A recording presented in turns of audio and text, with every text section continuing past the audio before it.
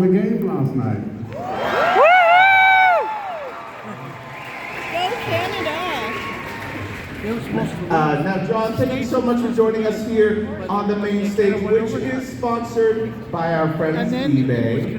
Now, John, you, of course, have been here in Vancouver before, but I'm very curious, right now for Fan Expo, is this your first Fan Expo Vancouver? I don't know, I can't remember. I'm pretty sure I may have done one many years ago. But I really can't remember. Actually, after a while, they all blur into one, I'm afraid. But being back in Vancouver and back in Canada is always a joy. You are the most wonderful and gracious and civil people, and you're all so damned intelligent. Yeah. Until when it comes to cheering on Canada and Four Nations. But I'm just so glad that we won last night. I'm just so glad. Now, John, I was going to mention this in a moment, but with your career spanning, of course, over 50 years, so many great movies and shows.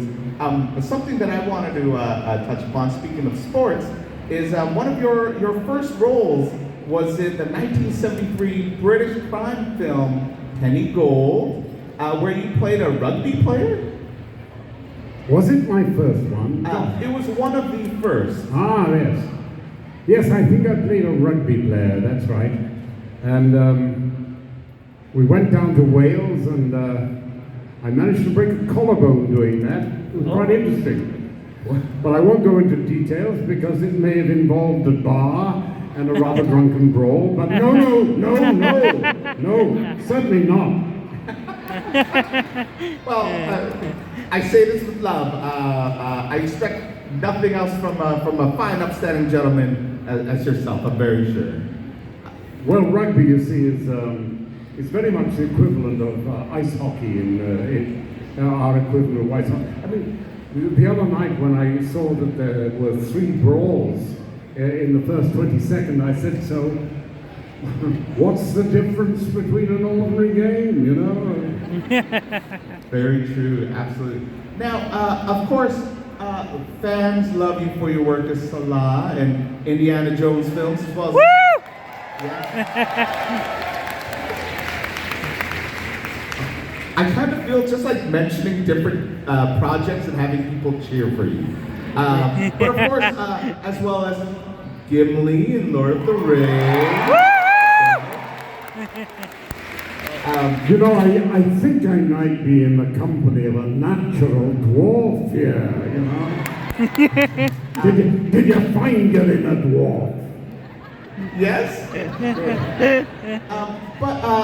Now I saw this online while researching your extensive career, and of course you also starred in The Living Daylights, the James Bond film. Is this true? Yeah, one James Bond fan over here. Yeah. I'm curious. I saw online that apparently you are the only actor to star in James Bond, Indiana Jones, and Lord of the Rings. Have you heard this before? Is this true? Well, I guess that's probably true. I mean,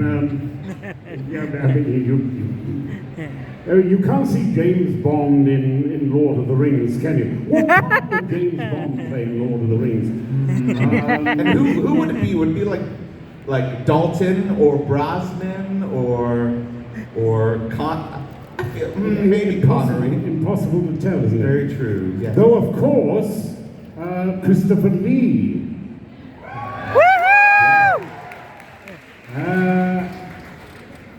I bet, did Christopher Lee do Star Wars? No.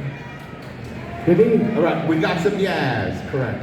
I didn't do Star Wars. So what was it? It's Bond, Indiana Jones, and Lord of the Rings. Right, yeah. Well, he managed 2 of them anyway. That is true, yes. What a marvelous man he was, by the way. A great actor, a remarkable man, and a lovely man, so intelligent. When we used to do press conferences, If we were in Germany, he would answer in German. If we were in one of the Russian-speaking countries, he'd respond in Russian. Or Croatia, in Croatian. French, of course.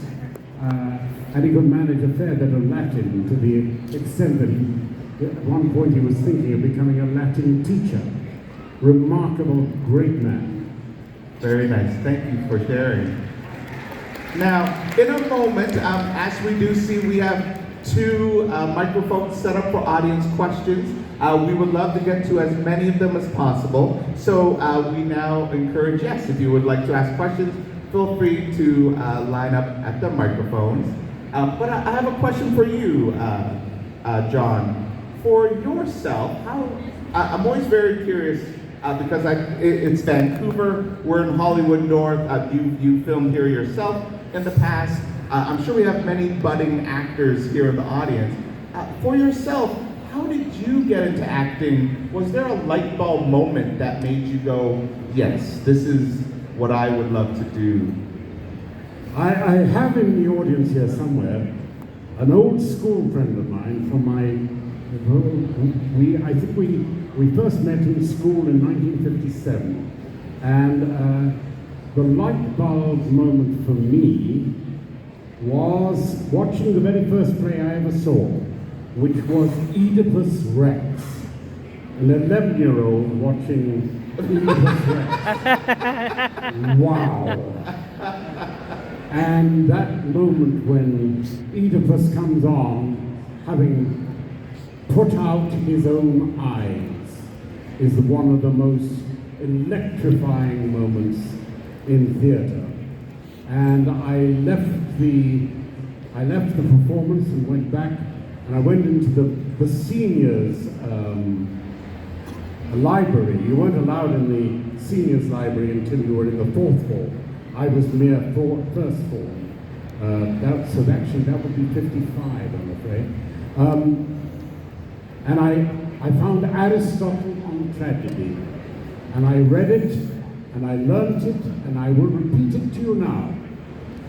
Tragedy then is the imitation of an action, complete and of some importance, acted, not narrated, in language enhanced by distinct and varying means, and through pity and fear, effecting its purgation of these emotions.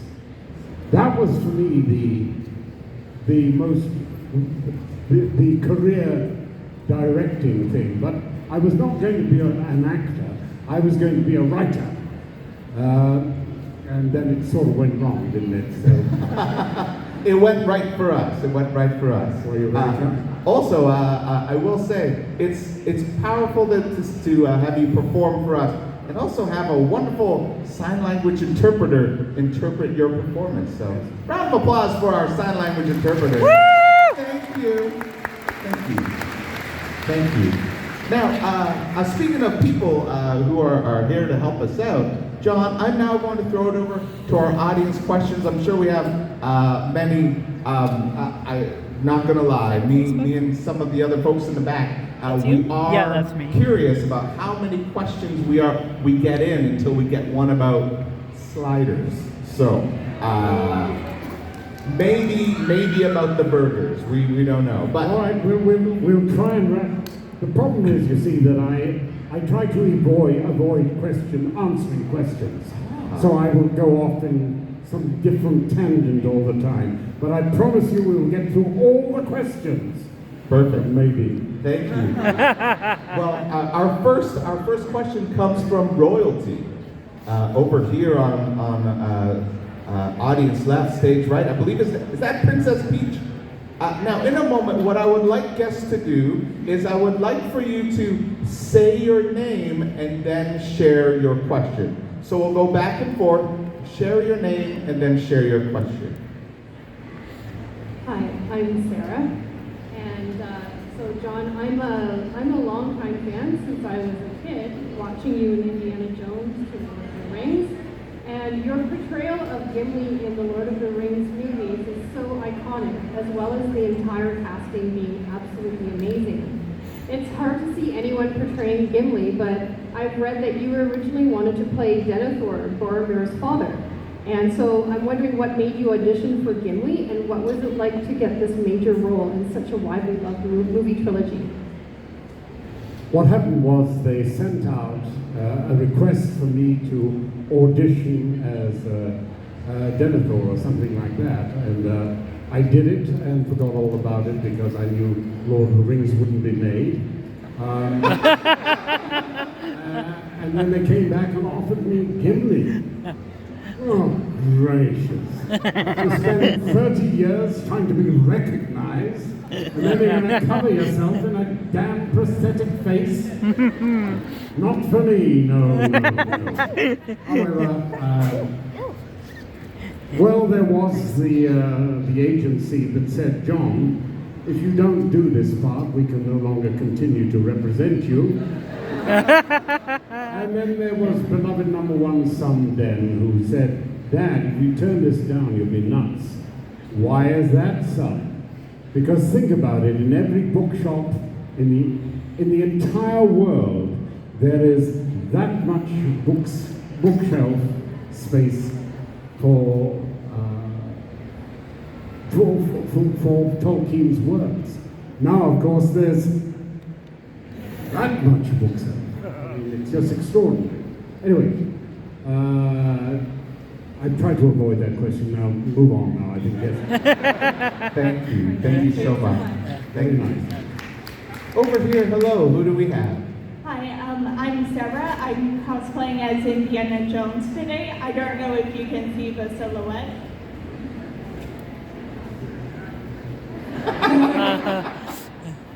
So anyways, my question is kind of about Sala. So how is it? Like, what was your reaction when you found out that Harrison Ford would be doing a lot of his own stunts and still doing them to this day? I am filled with admiration. All of us actors are vain enough to imagine that we can still do some stunts, but some actually can. Good luck to him, and I hope the bruises heal at some point. Thank you. Thank you for your question. Have you ever... By the way, I'm probably going to do a zombie picture very shortly. And I think I'm going to try and do my own stunts. Please be gentle with... I don't know if you can share too much about it. Will you be... are you going to be a zombie or a survivor? I'm going to be a Welshman, fighting against the zombies. Keep an eye out for it. I can say no more. Thank you. Over here, hello. Who do we have and what's your question? Hi there, my name's Tim. I wanted to take you back to the 90s, not with sliders, but you acted in some full motion video games. Wing Commander, notably, and Ripper. I wanted to know if you got to reunite with Karen Allen working on Ripper and what that experience was like. Every time I get the chance to meet up with Karen again, it's an absolute joy. To me, she hasn't aged a damn bit. She's wonderful, she's caring, and she is still Marion as far as I can see. She's a glorious lady. I love her. I love her.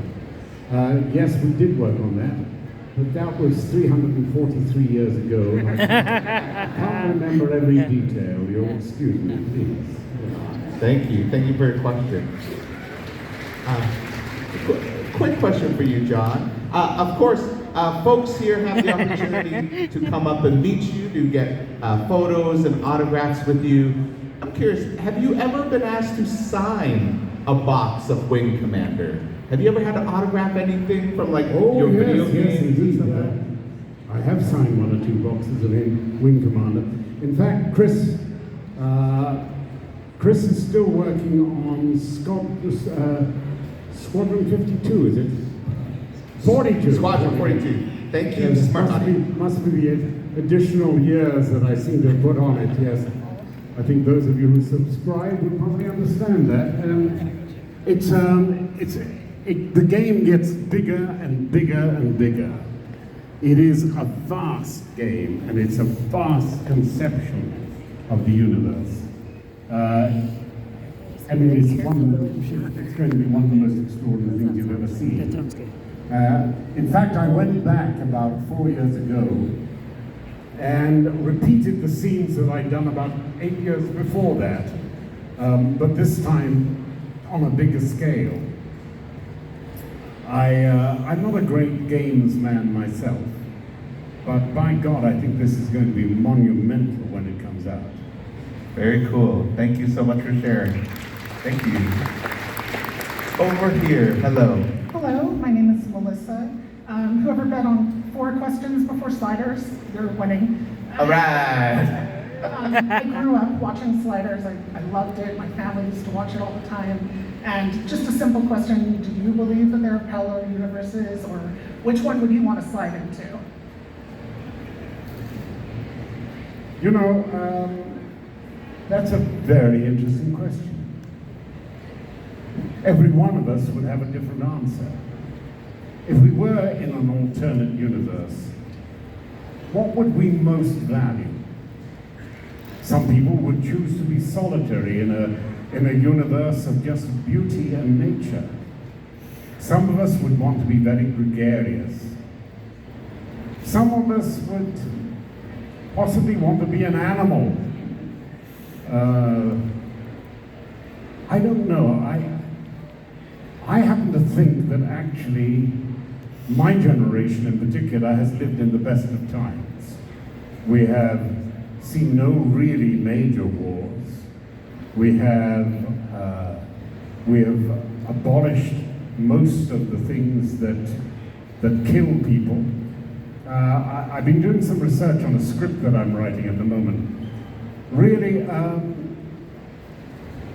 around about 200 years ago, well, no, it's just over 100 years ago, isn't it? The 1901, something like that. Women tended to die at the age of 40 or 42. Men perhaps a little bit longer. You know, in that 120 years, life expectancy is virtually doubled. There is also the notion that in fact we have got wealthier. There's a marvelous book called by a man called Robert Gordon, The Rise and Fall of American Growth. And basically he says that really from 1870 to 1970, every decade you could see that you were materially better off. And that really peaks in 1970. And slowly, the rate of increase in gross national product is diminishing by each year. And I think that for an entire generation of youngsters these days, they're not going to see that visibly at the end of each decade they are better off. I think that the universe that I find myself in is probably as good as it gets. That's a silly opinion. Yes. Thank you so much. Educational and horrifying. Just a reminder, rent keeps going up.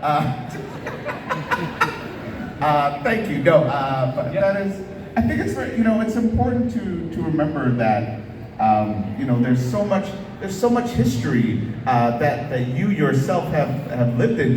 You've lived in different parts of the world. You've performed in different parts of the world. How much of you are very eloquent and you are very well read. How much of your world experience do you like to try and bring in for your roles, potentially even for this zombie one? How much do you try and bring in the knowledge that is all in John Rhys Davies into the work that you get to do on the screen for us?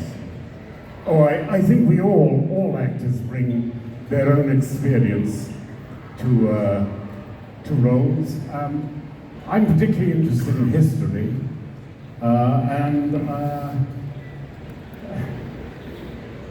you cannot understand the present unless you understand the past. If you do not understand the present, you have no chance of understanding the future. There's a new form of history, which is almost a predictive history, and it's really led by a man called Peter Turchin, who was a natural scientist who was doing basic work on small organisms in pools, in lakes and rivers and things like that. And he's extrapolated from that human behavior follows certain rules as well. And that we now have enough data, datum rather, that we can draw on, and we have enough computing power to actually predict in some detail what will happen in the near future. In 2010, I think it was Science or Nature brought out an article where scientists and leading people in all those research fields sort of wrote what they thought was going to be the major achievements of the coming decade between 2010 and 2020. And 6 weeks later, Peter Turchin's article was printed, and he predicted that in 2019, 2020, there would be major constitutional crises in the United States and in Britain. And he was absolutely spot on.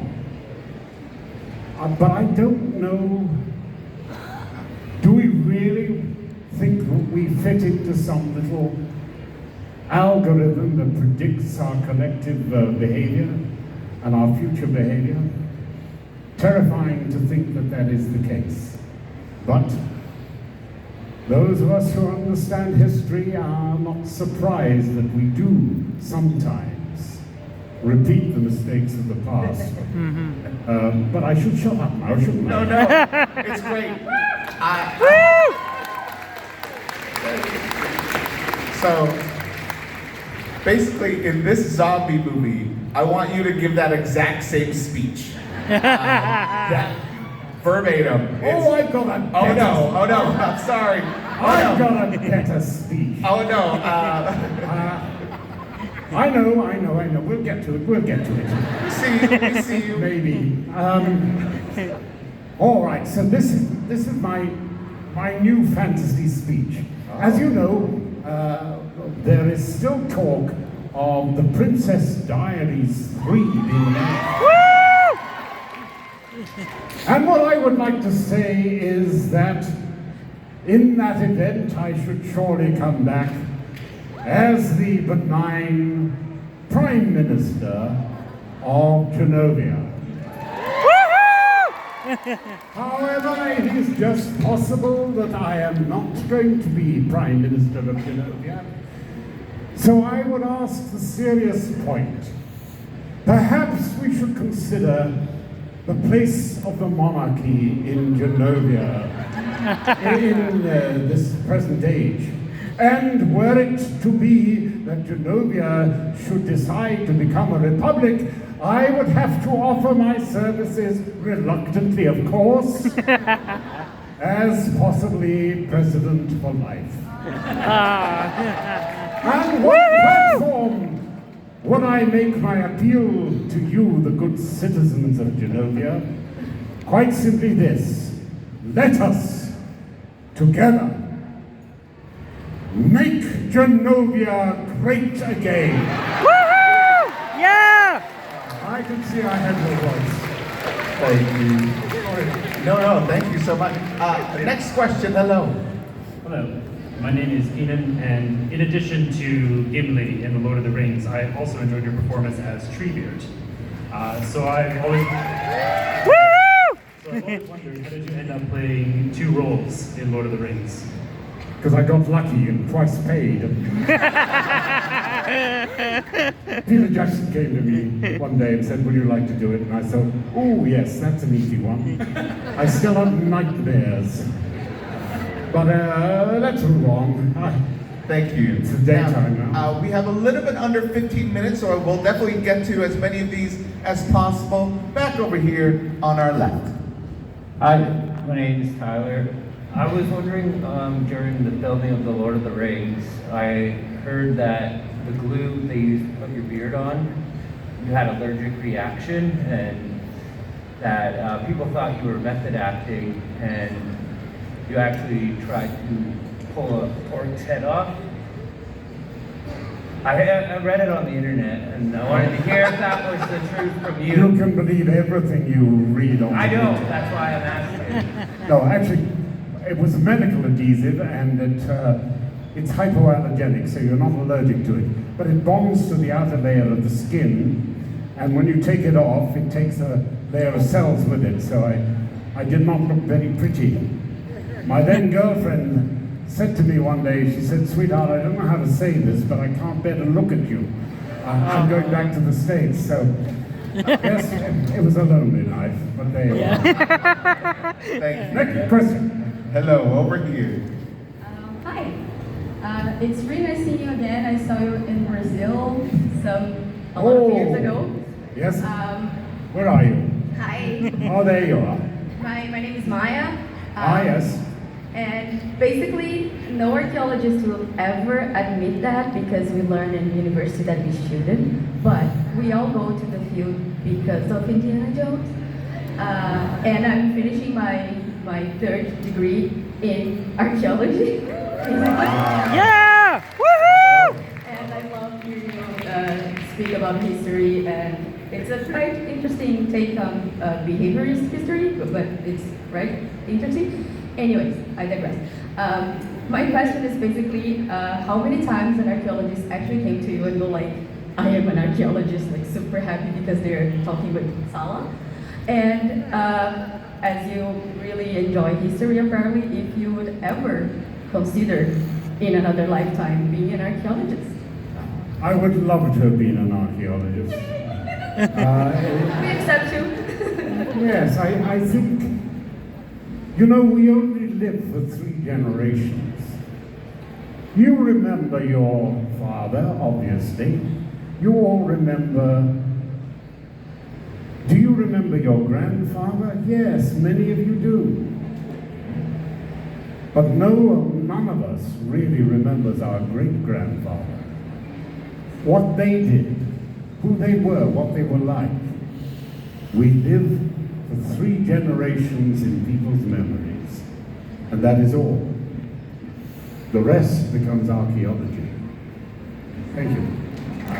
Thank you. Unless future generations find a Lord of the Rings DVD and look on the back, they're like, "Who is this John Rhys Davies guy?" Over here, next question. Hello there. My name is Adrian, and I'm a deaf person, just letting you know. Welcome to Vancouver.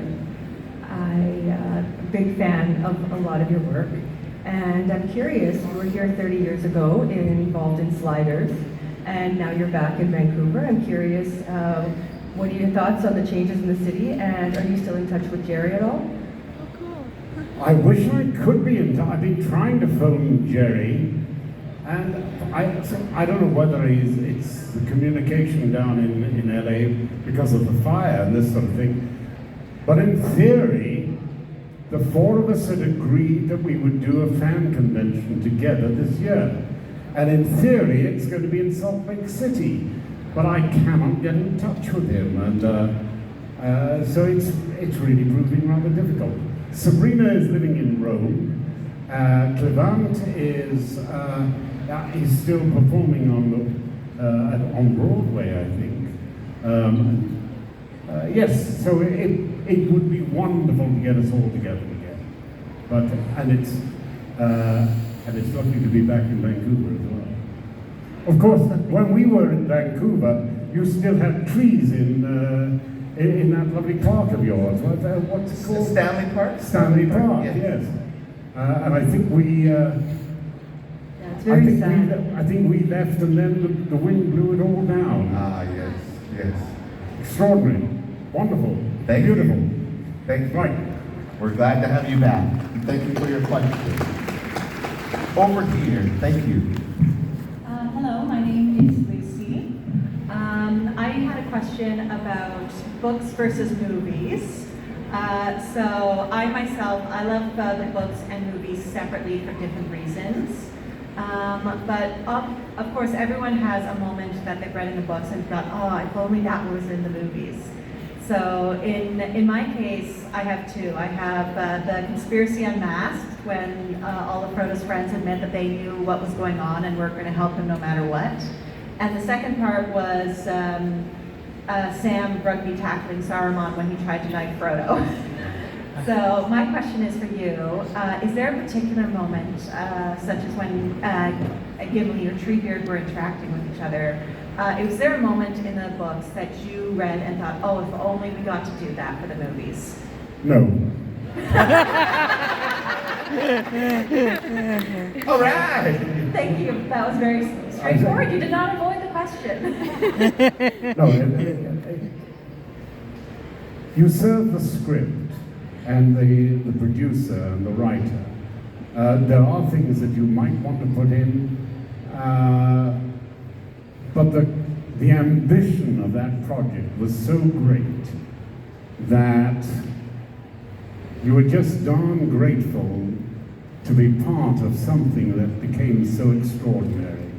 And I think even Tolkien himself would have pardoned our omissions. But I'm not sure about that. Next question. Thank you. Thank you. Also, I like the phrase, become a part of something that has become so extraordinary. I think that that's why so many people come to Fan Expo, is because we get a chance to celebrate Lord of the Rings and Indiana Jones and realize that we get to be a part of the community of these wonderful things that have become extraordinary. So thank you for voicing that. Now, we have a little bit over 5 minutes, so I'm now going to try. Well, we have so many. Yes, we're going to try. I will make the answers as quick as I can, if Thank you have you. permission. Yes, we're going to try and enact a lightning round rule. So let's try and have the questions be as tight as possible, and maybe only one question each. We'll get through as many of these as possible over here on our left. Hi, I'm Michelle. I was surprised to see you at the American Astronomical Society meeting last year. How did that happen, and are you an astronomy enthusiast? Well, they even invite idiots along from time to time. Wonderful to stand in a room and look around and think, and openly say, look, potentially there are 3,000 people here, and every single one of you, bright, you young astrophysicists, every single one of you is smarter than me. It's wonderful. What an honor and pleasure. Yeah. Oh, by the way, I'm going to Canaveral to see a moonshot on Wednesday. So fingers crossed that the Falcon takes off the ground and does what it's meant to do. Take care. Thank you. Woo! Thank you. Back over here. Hello. Hi, my name is Gabe, and before I ask the question, can you just quickly say hi, Bianca? She's my friend, and she's here. Oh, hi. This is not you saying hi to my friend Bianca. She's in the audience. Oh, hi, Bianca. I see. Oh, they're waving over there. We see them. Hi. And my question is quick. In Lord of the Rings, was there any parts of you playing Gimli where you improvised or used improv acting? Always, everything, every day, every time, every moment, every opportunity, and what a joy to work with people who can improvise and relate. Yes. Thank you. Hello, my name is Karen. I just had one question. What advice would you give to an aspiring entertainer? Entertainer, just get up there, make your mistakes in front of small audiences, and just keep working at it. Who was that marvelous, great philanthropist who said, the harder I work, the luckier I get. That's true of actors too.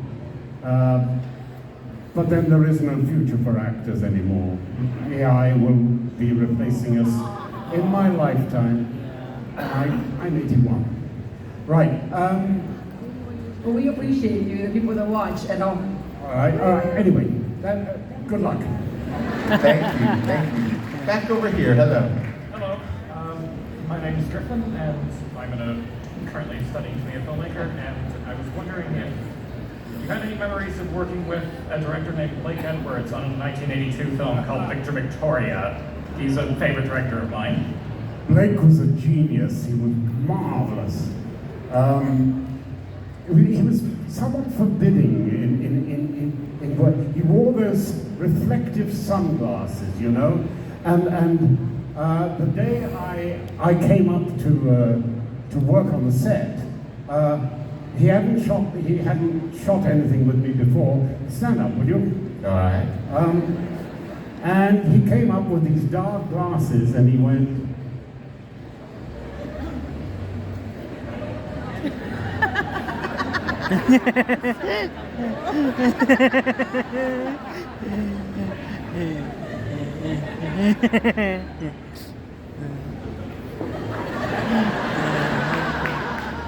He was trying to see what of my face might be interesting. I think he gave up then. But wonderful director, marvelous, creative, imaginative, desperately funny sense of humor. Wonderful, a joy, a joy. Thank you. Now, unfortunately, I think we only have time for one more question. We'll get through them. Yes, there we go, maybe two. Let's see. Hi, John. My name is Jonathan. I just quickly wanted to ask, you played Wilson Fisk in the Trial of the Incredible Hulk. Great role. What was your experience like being in one of the first Marvel made-for-TV movies? Well, I'm glad it was the first, because I'm not awfully fond of the rest of them, but Bixby was glorious, and Lou, of course. Yeah. What a jewel. That's enough of that one. Yes. Very good.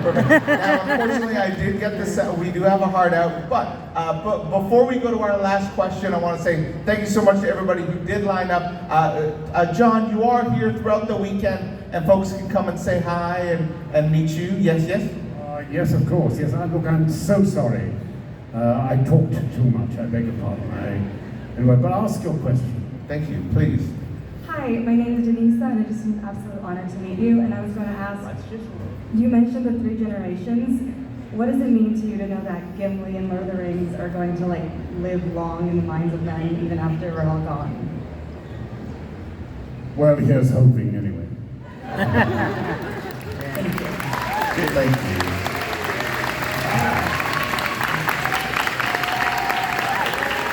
All right, listen. You've been a wonderful audience, as always. Super questions. Sorry about the silly answers, but they're marvelous. And enjoy the weekend. And I must say how impressed I am to see all these homeless people who come in out of the rain. Thank you. Thank you, John. Thank you. What I want to just highlight is, John, it's been a real honor. John, even from this past 45 minutes, I think it's very clear that the passion that you have for your work and for this world and the history and for your fans is really beautiful. So thank you so much for sharing your time with us. One more time for John Rhys Davies. Please go and say hello. He's here. Truly a charming gentleman. Very charming gentleman. Thank you all. Have a wonderful weekend. Thank you so much. Now, folks, the fun isn't done. In just 15 minutes, we have our good friend Will.